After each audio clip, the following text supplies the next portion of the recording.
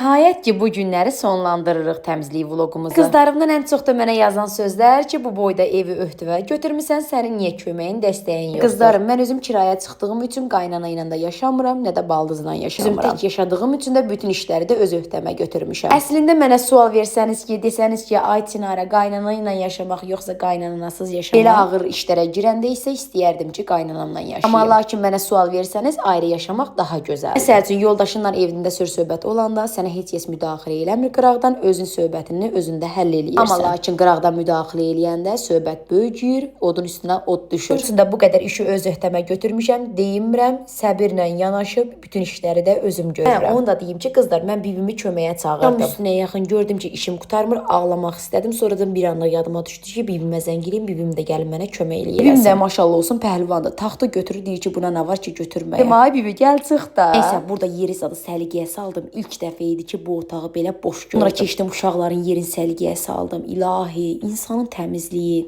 tamam başqadır. Ev qayıtdı, deyir ki, burada mən özümə gəlmişəm, nəfəs almışam. Ay Çinara, Allah səndən köməyin olsun. Qızlarıma deyirəm, qızlar, təmizlik həqiqətən də başqa bir şeydir. Gördüyünüz kimi səhər başladım, axşam qurtardım. Bu da evin nəticəsi. Vlogumu bəyənib, takib atıb, yorum yazmağı da unutmayın qızlar. Hələlik.